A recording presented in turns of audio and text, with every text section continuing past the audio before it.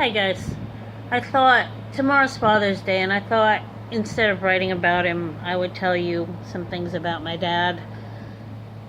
Um, I miss him a lot. This is the 12th Father's Day without him, and on certain days like today and his birthday, it doesn't get any easier. Even though I know he wouldn't want me to be sad, it's hard not to be sad. Um, I get a lot. I'm my father's daughter. I am very much like him. Even though I'm not his biological child, I'm a lot like my dad.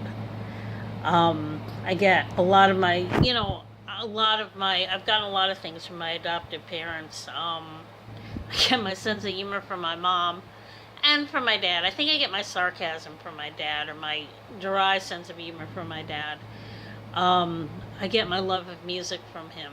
On Sundays after church, if there was a game on later, that's the other thing, he's a big sports fan. He was a diehard Mets fan, he's a diehard Giants fan, and if the football or baseball weren't on, he'd put on the TV and yell at hockey. He was emotional, he was very committed to his teams.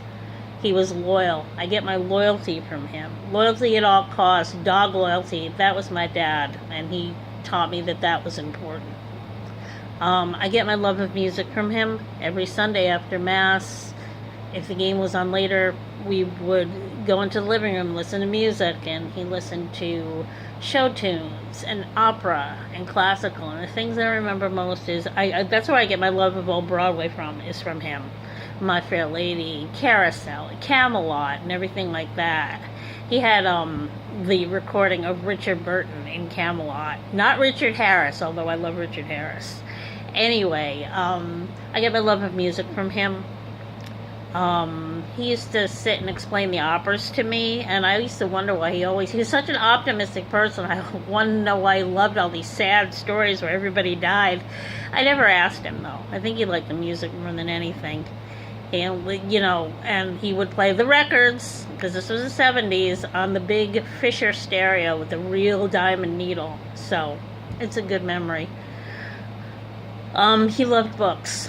He used to read and watch TV just like I did, only he never muted the commercials.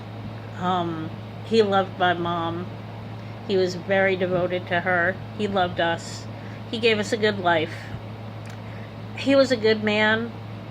He had his opinions, which he was adamant in expressing, but he was a very opinionated person.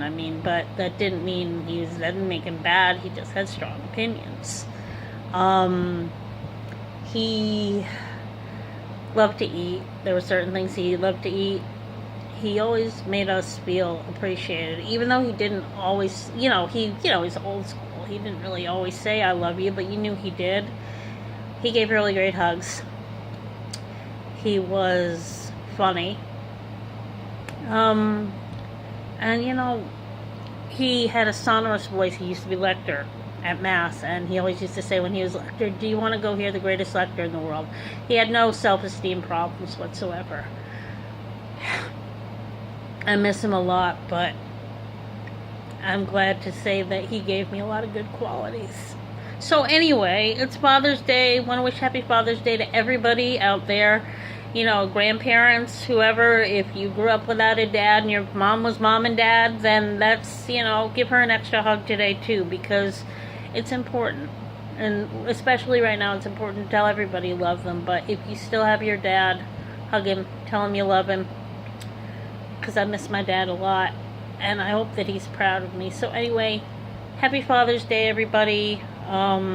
And I will be talking to you all soon, or at you soon, or you'll have to endure my horrible music post soon again.